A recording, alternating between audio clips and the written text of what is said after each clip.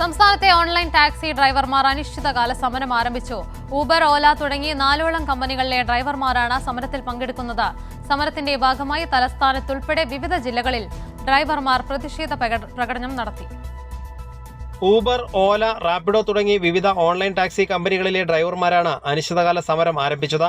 ന്യായമായ നിരക്ക് പരിഷ്കരണം നടപ്പിലാക്കുക, അമിതമായ കമ്മീഷൻ ഈടാക്കുന്നത് നിർത്തലാക്കുക, നിയമവിരുദ്ധ ബൈക്ക് ടാക്സി അവസാനിപ്പിക്കുക തുടങ്ങി 11ഓളം ആവശ്യങ്ങൾ ഉന്നയിച്ചാണ് സമരം.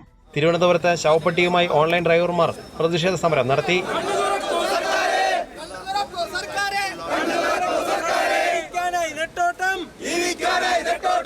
ഇന്ധനവില വർദ്ധിച്ച സാഹചര്യത്തിൽ നഷ്ടത്തിലാണ് ഓടുന്നതെന്നും ഒപ്പം കമ്പനികൾ എടുക്കുന്ന വലിയ കമ്മീഷൻ കൂടിയാകുമ്പോൾ ജീവിക്കാൻ കഴിയാത്ത സ്ഥിതിയാണെന്നും ഡ്രൈവർമാർ പറയുന്നു. ഇപ്പം നമ്മൾ 4 കമ്പനികൾക്ക് നമ്മൾ എതിരെയാണ് ചെയ്യുന്നത്. കാരണം എല്ലാ പ്ലാറ്റ്ഫോമും നമുക്ക് ഒരേ കണക്ക് സർക്കാർ 12 വർഷം മുമ്പ് അംഗീകരിച്ച ഒരു ബസ് ഫെയറുണ്ട്.